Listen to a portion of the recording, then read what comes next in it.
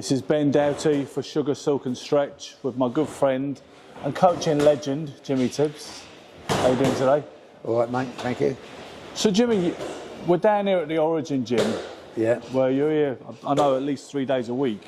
I do recall you announced your retirement back in about 2017, but for the uninitiated, what does that actually mean?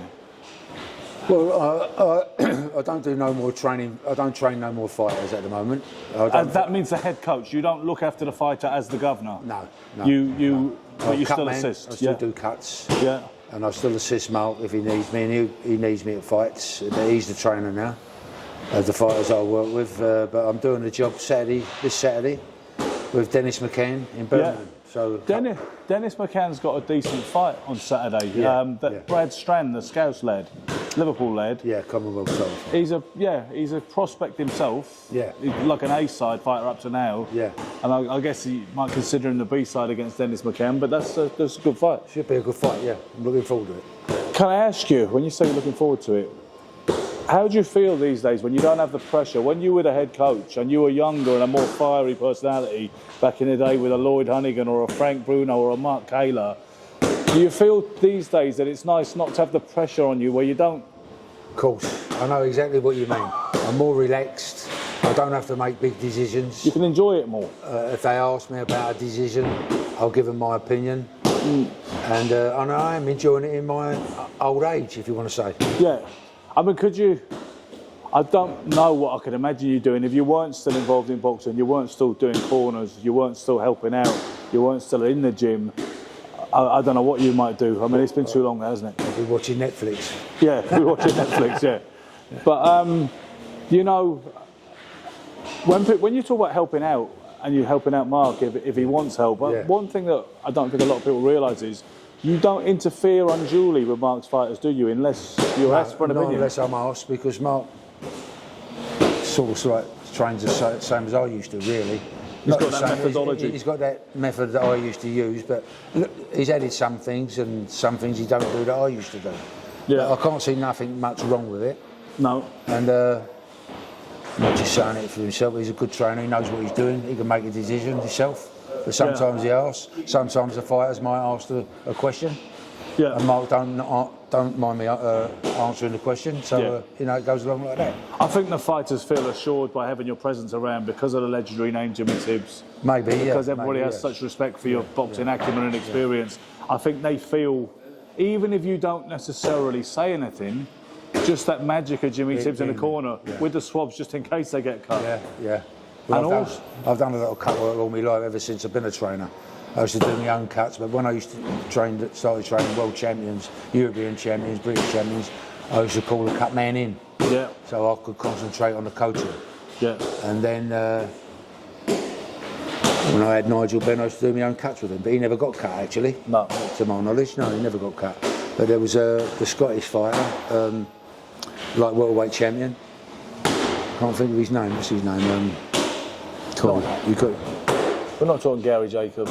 No, not Gary Jacobs, but after him, when Josh Taylor. Josh Taylor, yeah, great fighter.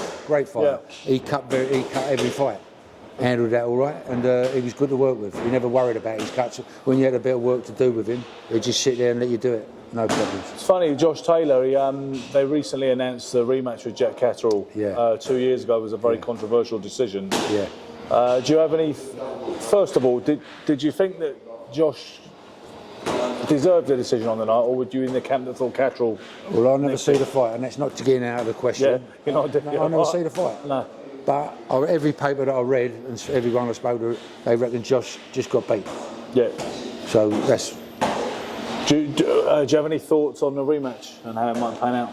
Well, a rematch is going to be a little bit different, I think. I don't know, it's going to be a 50-50 fight, obviously. Yeah. And if Josh is going to beat him, he's got to be on his toes. He's a good fighter, the other kid. Yeah. Good fighter, so it'll be a good fight. Well, they did a tour of press conferences, actually. They had a few different dates. I think one was up in Scotland, another one was down in Manchester, I believe. And there was no love lost between them. There was slaps and pushing. Got the amp, I do know certain members of the old school look on the modern scene a little bit aghast when they say, why has everything always got to be so antagonistic and full of trash talk, and why are there always handbags and pushing each other? I mean, it wasn't.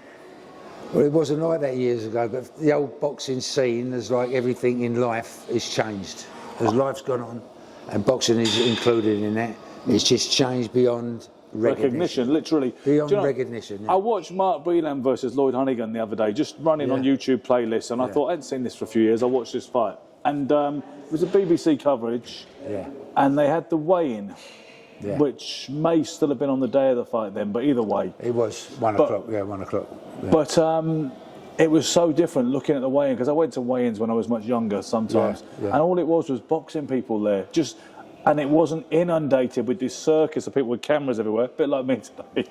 But, I know what you mean, do you know what I mean? It was just so different. You'd see, and you'd be like, oh, I remember that bloke. He used to go down to Beckett, the bloke in the grey coat. I wonder what he used to do. But it wasn't full of the world and his brother all getting their little sound bites and a little bit of content. See, what it is today, Ben, I was at York Hall last week with a fighter, Mark's fighter, and he was waiting to go on. I was standing on the stage, and I could see all the old audience. And no, against women, loads of women, kids and babies, and they're all dancing. They're all dancing. Yeah, they're all in music. And it's the music, that's what I'm saying. It's like a night out for them. Where years ago it was a boxing night, was a proper night. Not saying... Royal Albert Hall, Tuesday night sometimes. Tuesday, well, it was always Tuesdays. Tasteful trumpets. Box Mickey Duff when he was in the game, when he's dead now, but when his era, it was always Tuesday nights. Tuesday nights. Don't matter where he was. York Hall, Albert Hall, Wembley.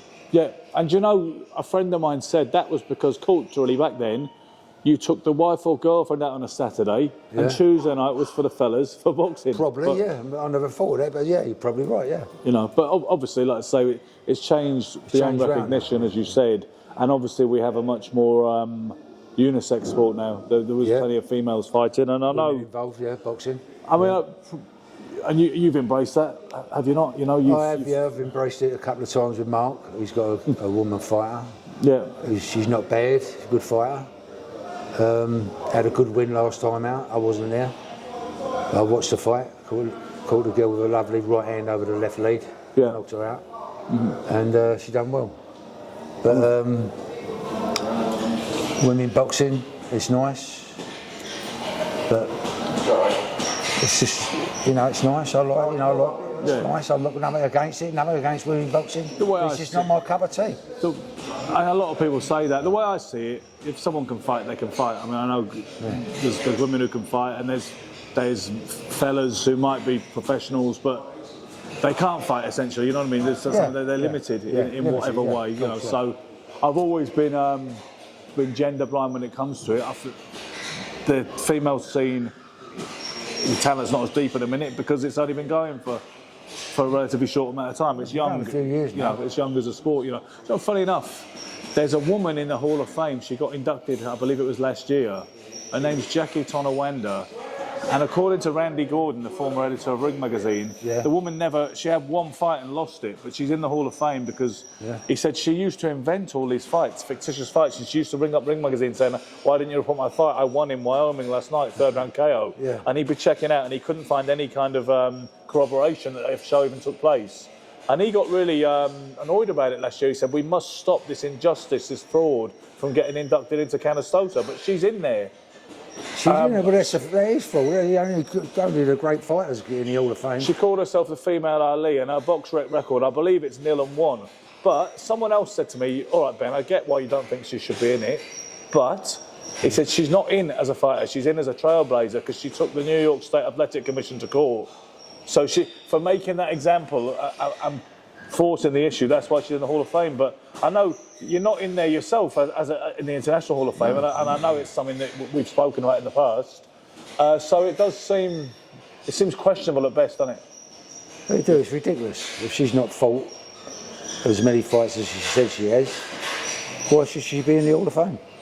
Well, quite, Why should she be? I mean, because she took someone to court, they put her in the Hall of Fame. Supposedly, yeah. I mean, obviously, Jane Couch is getting inducted this year, by the way, but Jane Couch, yeah. she took the British Boxing Board of Control to court, I believe. She fought a legal battle to be recognised as a professional in this country. Yes, that's right. And that is a proper trailblazer because she went and did it. Then she fought. She won, she won, and she fought around the world. Yeah, that's right. She won titles. Yeah. And then she's getting inducted. Well, next year.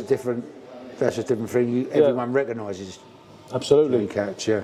Absolutely. But the other thing that's changed, of course, is we're seeing these crossover fights and circus-like affairs. I don't know about you, but I was absolutely chuffed when Anthony Joshua blew that guy away. Well, it's just proved what professional boxing. I think if that other guy would have won, no disrespect to him, a very nice man. Yes. But it would have ruined British boxing. Well, and beyond 2 fights coming in world champion. Yeah. But so Anthony Joshua boxed the proper fight, didn't he? Looked good. Conventional stuff. Looked good doing what his job does, doing the ordinary stuff, straight left, cross with the right hand. Yeah. And last time he knocked him down, right hand, left hook. Absolutely. Yeah. So tell me this. I don't suggest you know definitively the answer, but why does Fury struggle with that guy so badly, life and death, last October? Well, in my personal opinion, and I could be wrong, but it's my personal opinion, I think he didn't get ready properly for it. And that's what... I don't think he got ready. I think he thought, well, this guy's... Could be easy. And as another fight, I jab his head off. Yeah. But when he got in there, found a little bit difficult. The guy was strong, caught him with a left hook, I think he was, put him over, and it was a controversial win. Yeah. But I think Fury, in my opinion, is still a good fighter. And he will get himself ready for this. I think so as well. And I still think, for what it's worth, I still think he would beat Anthony Joshua, probably, if they fought. Because, as you know, triangle theories can be very misleading. Fury or Usyk? I think Fury would probably beat Joshua, yeah. I mean, Usyk's already done. Yeah, he'd probably be a little bit too big and smart for him. He's good, you know, he's got as good as left jab as Joshua. Yeah. He's got as good as right hand. He's that bit more experienced, I think. Mentally, he knows a little bit more. But it'll be a 50-50 fight. It'll be a good fight to watch. If it comes off. Usyk's got to fight Fury, isn't he? Right? Yeah, absolutely. Now, that's not an 100% win to Fury. Absolutely not. No. Particularly not. The last time we spoke about it, I believe it was before the postponement. I believe, that it was... then that happened. You got the conspiracy theorists saying that Fury had staged it or cut himself and all that carry on. But have you changed your mind about the fight since... What fight? Postponement. Fury Usyk. It was last time I spoke to you. We were waiting for February 17th. I fancied Fury then against Usyk because of the size of him and the ability he's got. He's got a lot of ability. Good left jab, good right hand. He can punch. Usyk, don't underestimate him. He's a good fighter. He's only a little bit smaller, but he can fight. He can box. He's got a good chin. He's been in with them all. Yeah. He knows what he's doing of. So I'll say Fury's got to be his very best to beat him. I think so, and I suspect he will be at his best on May the 18th, because I think he, intentionally or not, I think he likes to get people at it where they start to doubt him, and then he rises from the doubt in a blaze of glory. He's done that before, when he's been written off. But some people certainly, when they look at the comparative results against Ngannou and the withdrawal, which still looks bad on Fury regardless of the circumstances, and no one can help it, I think a lot of people are fancying Usyk now and warming to Usyk.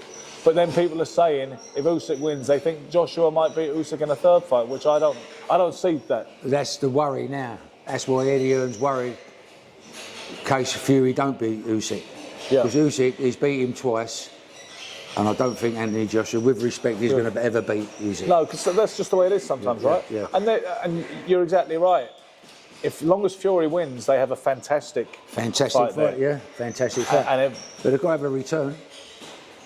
What, Usyk and Fury? I know there's ways and means of getting around that. Do you know what? The leverage now seems to be with the Saudi power brokers, mostly the Turkey Al Sheikh. Yeah. And it appears that he and the WBC, as a result, are pushing for the idea that Joshua will face the winner of Fury and Usyk. I know they've got a rematch clause, but I'm hearing noises that they're trying to push it down that road. Which they probably will do and all. I mean, how do you feel about the Saudi invasion, as it were? It's been a major game changer. It's been a major game changer because of the money they're paying.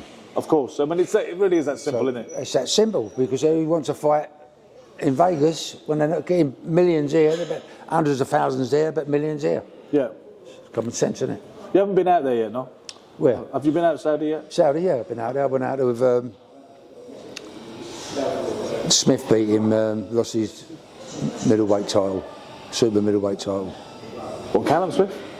But yeah, the guy I went out there with, see, I'm terrible with names. Not Groves. Yeah, George Groves. You went out there with George Groves? Yeah, George, yeah. When was that? A few years ago. Yeah? Yeah, about 5 years ago. Okay. And how was it? How was the experience of being out there for a big fight? It was, I didn't take a lot of notice of it, to be honest, because once you're in the Could have been anywhere. you're just doing your work. Could be in your goal. Yeah. Just doing your work, isn't it? I didn't go, it's a bit warm out there, to be honest with you, but they made the boxing arena sensible, like, you know. Yeah. I mean, there's some people have criticised the situation, saying that their human rights record is terrible, and it's all being put in the shade by the money they're throwing at boxing. But well, I don't think people in boxing, especially the boxers, are really getting involved in all that, because they can't afford to get involved with it. And if we were to talk about moral imperfections in boxing, we'd be here all month. Yeah, we've got to sort it out in this country, you know, as well as well as Saudi, you know what I mean? Well, that's what Muhammad Ali said when they spoke to him about South Africa. Yeah. Because at one point there was a possibility of him fighting that Kali Nutsia in South Africa, and he said, when people said, "Would you ever fight in a regime, you know, a country that has a regime which is unfair to black people?" And he said, "What, like America?" Wow. You know, so. Well, Ali is the only one who would say that, the way he come out with it. Yeah. Well, America, yeah. Yeah. Well, he knows. Well, Greg Page, do you remember Greg Page when he knocked out Harry Kutsia in 1984, I believe it was, for the WBA heavyweight title? He'd actually lost and eliminated to David Bay. And David Bay wouldn't go to South Africa because apparently Don King had talked him out of it. Yeah. Said, you know, solidarity, black brothers. Yeah, so Page, who'd lost the eliminator, went instead. And he knocked Kutsia out. But when he came back, he said, "Listen, all I know is at least you know where you stand over there, you know, compared to the United States, you know." Compared to America, yeah. But, I mean, I think it'll be interesting to see how long the Saudi thing lasts. How long it's going to last. What's going to happen when these three heavyweights are finished? Is there anyone coming along to take their place? Yeah, I mean, they're making other big fights too, of course. They've got the Dmitry Bivol versus Artur Beterbiev on June the 1st, which is a great fight. Yeah. You know, but I think there's a little bit of background noise there. It makes it authentic. But I think it'll be interesting to see how long, like you say, that fascination lasts, because at the minute that's what he's into. But whether it will give fighters unrealistic expectations about how much they get paid, because it might not last forever, you know. No, of course not. Nothing lasts forever. See, what it is out there with these people in Saudi, they've got so much money, they've just took over. Instead of going to Vegas, we'll give you twice as much or 3 times as much, millions. Yeah. You're getting 60 million a fight, you know. And maybe it will lead to unrealistic expectations at one point, because I don't know if you remember, you will remember, the fella called Harold Smith, or that's what he said his name was, in the early 80s. He was he was trying to take over boxing, and he was embezzling checks from the Wells Fargo Bank in Los Angeles. Right. Yeah, he got nicked, I think, didn't he? Yes, he got nicked. Yeah. He had Muhammad Ali's name backing him. It was Muhammad Ali Professional Sports. Yeah. And he was throwing ridiculous money for the time at fighters to put these shows on, and they were losing money, and he was fighters are making. I mean, he gives Manny Stewart and Tommy Hearns something like $500,000 in a bag just to sign to fight Pepino Cuevas. You know, they walked out with more money. That was just a bonus or a guarantee, upfront payment. Yeah. And it was more than Tommy had ever earned in his pro career at the time. And they just walked out the office with that. Yeah. But when supposedly what his intention was, if he'd have succeeded, because he had this big show for 1981 called This Is It, and across the card it had big fights on there. Unification fights, Hearns versus Benitez, Eddie Mustafa Muhammad versus Matthew Saab Muhammad, and Jerry Cooney and Ken Norton, everything. And then somebody blew the whistle, and then the show didn't happen. But supposedly his plan was he was going to take over boxing, get all the major names on the contract, then he was going to asked them to accept more realistic paydays after that. Yeah. So I don't know whether the Saudi situation might mirror that at some point. It could do. You never know. I mean, why these three heavyweights are active? Yeah. Joshua, Fury, and Usyk. Why they're still about? They're going to keep the ball rolling. In my opinion, they're going to keep the ball rolling till it fades out, and then see who's going to take over. I see Dylan White has finally emerged from that controversy, and he's back now. See, the issue I have, Jimmy, because Alicia Baumgardner, the female fighter who also failed a drug test recently, and she's been exonerated now, given the green light to resume her career. It seems to me that whenever a fighter's got sufficient commercial value, they always beat the rep, and it's always, oh, you know what, we can explain this, and it's all good. What I wonder is, what's the point in drug testing at all if we're just going to wave the green light anyway? And people, you know, you had Conor Benn, Dylan White again. Dylan White got a ban when he wasn't very famous. As soon as his name counted for more, he's beat 2 reps. I'm not saying he's guilty of anything, but you know what I mean? He's been in touch with someone with the border control, obviously, I would think. Yeah. And he's just kept quiet about everything. Which was the right thing. It seems that they've done their business over it, and the border control are satisfied with what they've done, and now he's got his licence back. But he's licensed by Texas, you know that? He's licensed. He's actually licensed by the Texas Commission. They're the ones who've said he's all right. And now he's fighting in Ireland next. Oh, so the British Boxing Border Control not said it? I don't believe so. I don't think they've given him a green light for anything. They haven't. Who you talking about? Dylan White? Yeah. He's licensed by Texas. So is Conor Benn, by the way. But Dylan's got, for some reason, he holds a licence in Texas. Well, because he holds it in Texas because he can't fight here, I suppose. Possibly so. I mean, the board have not shown any opposition to it. They haven't made a statement about it one way or the other. No. But he's fighting Christian Hammer in some Castlebar, Ireland, somewhere like that. It's just a little run, I suppose. He's got to shake off the ring rust.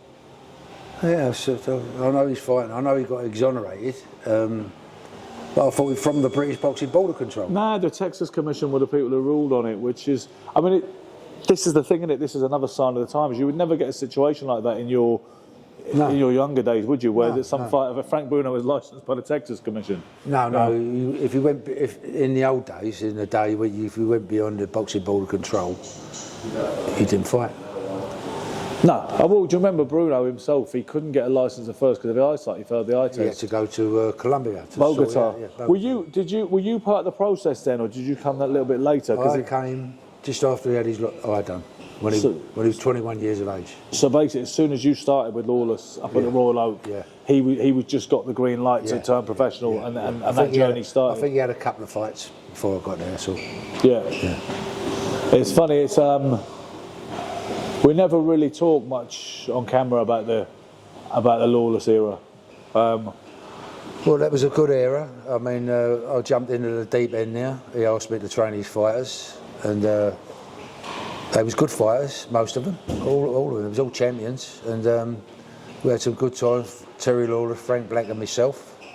We all done our bit, what we had to do. Yeah. And we had world champions, European champions, Southern area champions. Every championship that was out there, fighters won. Don't really do that thing anymore with the gym above the pub, do we? Not very often. No, that was a great the Royal Oak. I opened that Royal Oak. Yeah. And I've got a photo. I won't bother to show you now because it'll take a lot of messing about. But a photo of it, of me sitting there, Mickey Duff, Terry Lawless, Ray Clark, Reg Gutridge. Yeah. The guy who owned the Oak, all round me, sitting there like that. I was 19 years of age.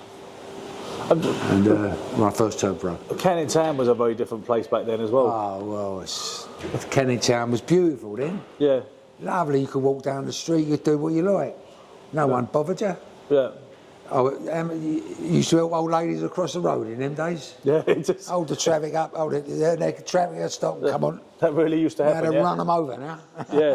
Run them over, get out of the way.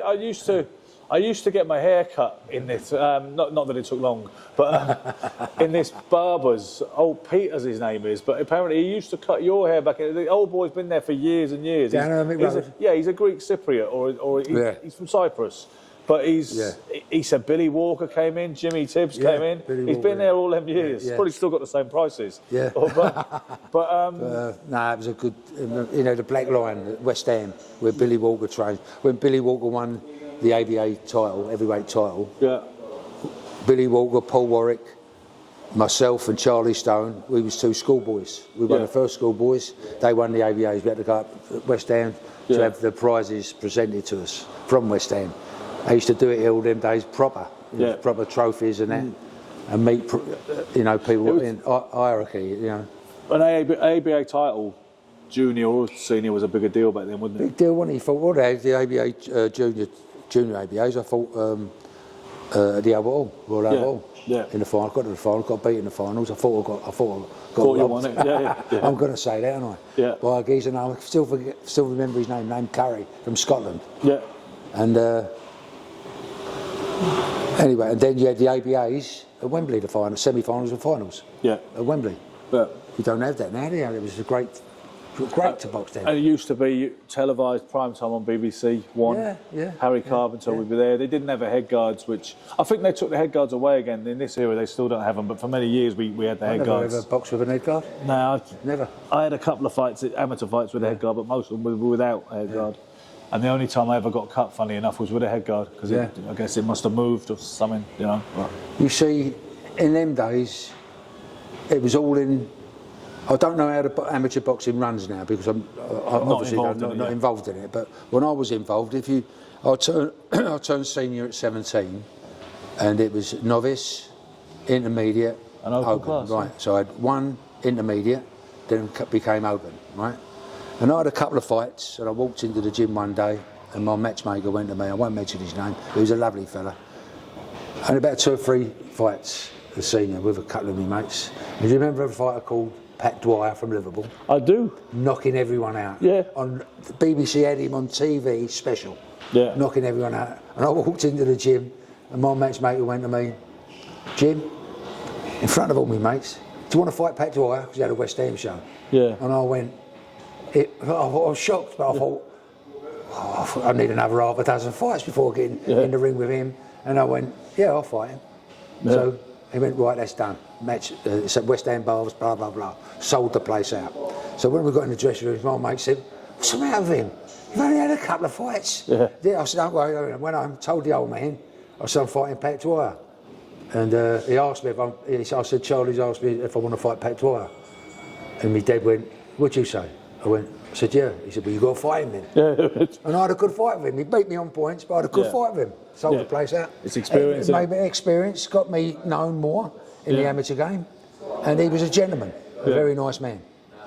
I mean, I always think then and now, the amateurs is the purest form of competition because I didn't know when I was younger, but I obviously know now that pro fights, they're not all on the level. They're not fixed like it's a Guy Ritchie movie. You know, they're fixed in another way. It's like he ain't coming to beat him, and he ain't really, you know what I mean, or he's never going to beat him in a million years. And it is what it is.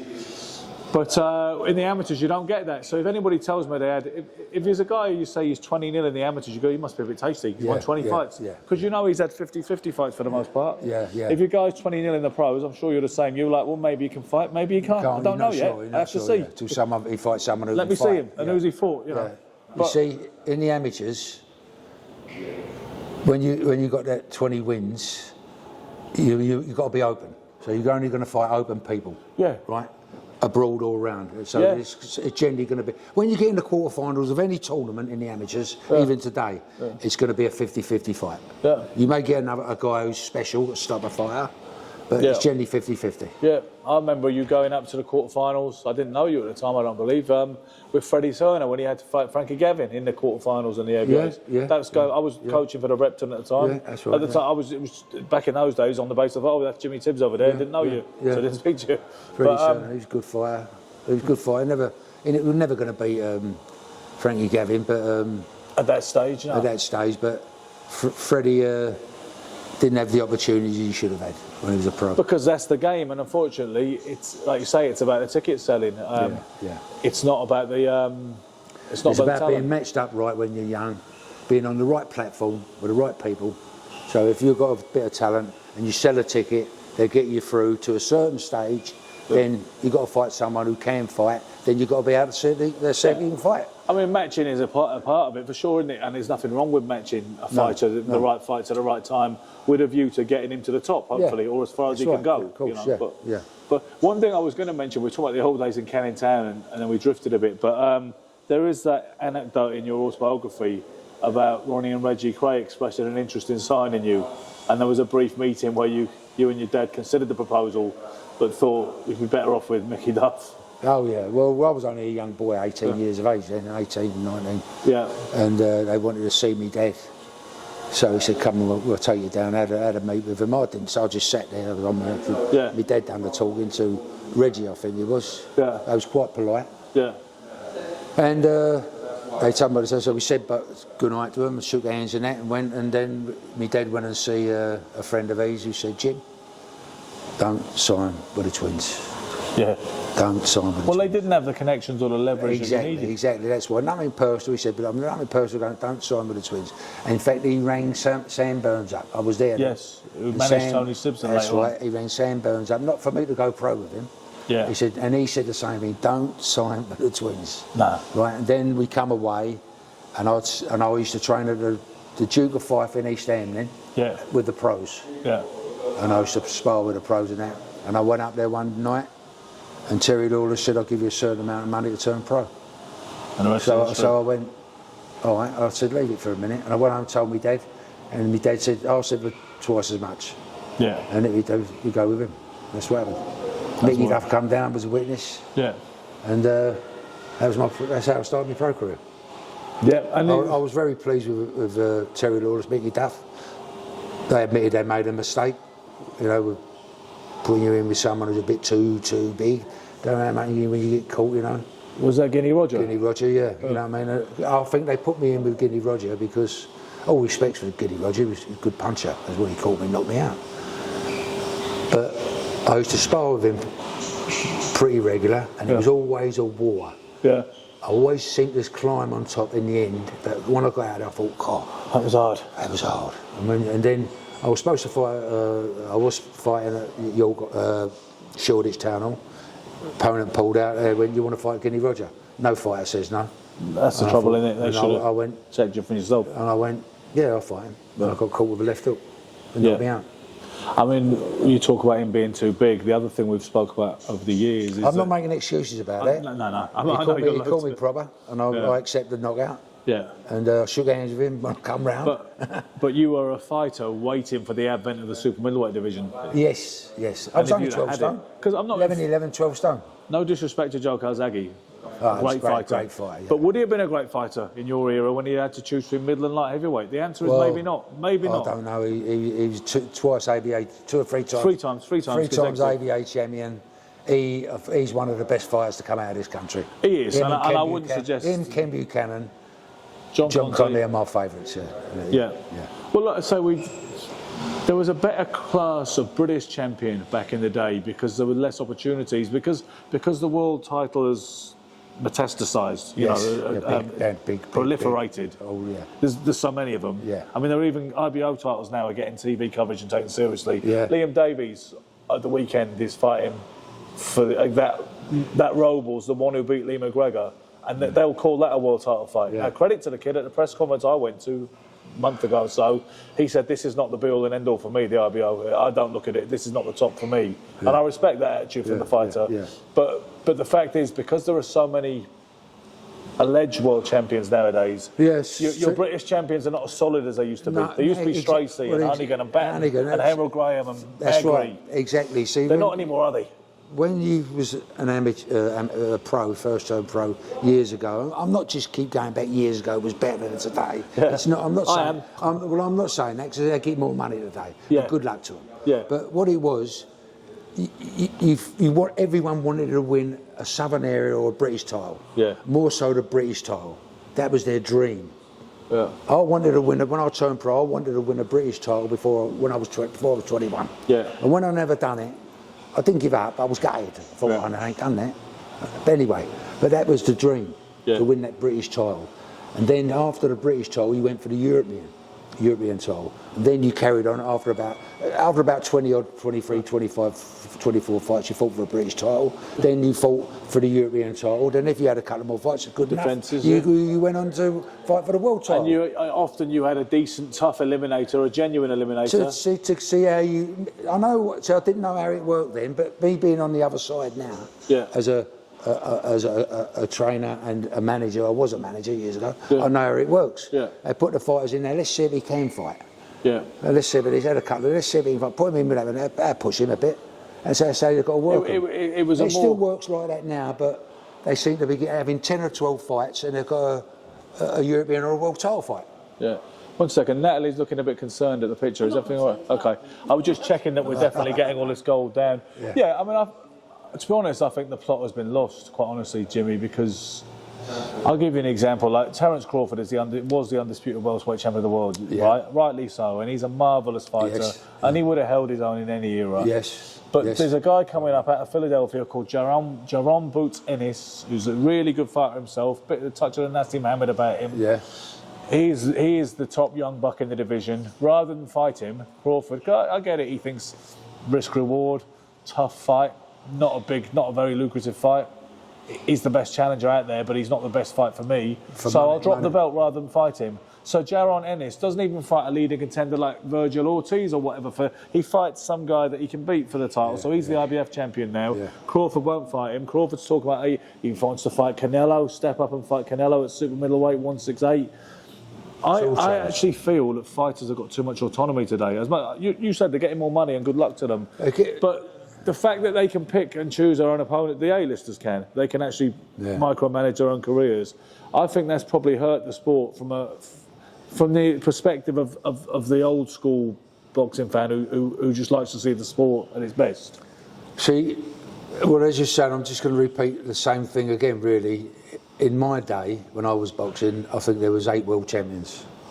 More or less. From flyweight. Occasionally you had a dispute, like, Carlos Monza and Rodrigo Valdez. But for the most part, there was only one. And if there was a splinter, they sorted it out pretty quick. That's what you've took the words right out of my mouth. I should be doing you with an interview. Anyway, that's what it was, 8 world champions. You had your light welterweights come in. I mean, flyweight to heavyweight. It was flyweight, bantamweight, featherweight, lightweight, welterweight, middleweight, light heavyweight, and heavyweight. And that's it. And the light welters actually was quite an old division. They started in around the 1920s, but they shelved it around the 1930s, and they didn't bring it back for a few decades. But I mean, I don't have a problem with the in-between divisions. I'm not sure we need that bridgerweight division, but I don't have a problem with the in-between divisions. I just think a world champion should be something special, and there should be some sense of who the world number one is. And too often we have confusion and fraud, basically. It's packaging to try and sell a show, isn't it? I'll give you an example. There's some Tolworth Ledge Centre the other day. 2 lads, young lads, one from round here, and one from Africa, both 6 or 7 fights each. They boxed for something called the IBO World Youth title, which is just rubbish. But it's to sell a show, innit? And it's to try and big up the thing. Sticking names up to make to sell the show. You know what I mean? But I was fighting at the end of my career as a middleweight, and if I'd have got in the top 10, which I never, but if I'd have got in the top 10, Carlos Monza was the world champion. Now, when you think back now, I often think, blimey, I wonder. Because I've never had the experience to get there, so I probably would have fought different. I only had 20 fights, and that was me whack. Didn't have no more after that. But I've had a few more fights, a few more years to grow in it. As a middleweight, might have fought different, but that's the fighters you have to fight if you want to win a world title. Well, I always look back at, when you look at earlier British world champions from Britain, I mean. You get a guy like Minter. He had to go to the States to fight Antifermo, who wasn't the best fight, wasn't exactly the best fighter of all time, but he was a tough guy, and he had to fight in his backyard. He got one return against Antifermo, then he had to fight Marvin Hagler. He couldn't avoid him. He had to fight him. He beat. I'm saying, he had a return with Antifermo and stopped him. In Wembley. Minter was a good fighter. It was a good fighter. Good box. He couldn't avoid Marvin Hagler. You got Jim Watt. That's what he couldn't avoid. Jim Watt got a relatively easier title fight, a vacant title fight against a fella called Alfred Pichuala. But his defences were like Sean O'Grady, Howard Davis, and then he had to fight Alexis Arguello. That's right. Maurice Hope. had to go abroad to win the title, and then eventually, after 3 defences, he had to fight Wilfred Benitez. Well, These days, they wouldn't fight those guys. They wouldn't have to. You had to fight them. They fight a British guy today for the same. So where the authority in the world situation's gone wrong somewhere. They make it up as they go along today. Mate, yeah, so, you know, I don't like saying that, but You've said it now. I've said it then. Exclusive on Sugar Silver Straight. No, what I'm saying is it's. That's why I'm glad I'm out of it. I am what I am. I've had my day. I enjoyed my boxing when I was a boxer. I never won any titles, which was unfortunate, but that was it. I'm sure you would have done today as well. I've become a trainer. Yeah. Had a successful career as that, and with a lot of help. Didn't do it on my own. And I was quite sad, and I'm quite happy to do what I do now, but I'm a lot more relaxed, and I love the game. Well, it's, you know, I love it too. It's always great to have a chat, Jimmy. I think, you know, you said you didn't win a British title as a pro, but you've won a few, more than a few as a trainer. I know you're a modest man, but I think you know how highly, you know, regarded you are in British boxing circles. Well, you are treated as some sort of, you know, some sort of demigod. People always say, and some people say they envy me for knowing you, saying it must be good just to be able to call someone like, it's not a show off a bit, someone says whatever, and I said, oh, I've just phoned Jimmy Tibbs and he reckons this, and they were like, must be nice to have him on speed dial, and it is nice, and it's nice to get an interview whenever I want one. It's not, anytime. Thank you, sir. God bless you. Cheers. Lovely.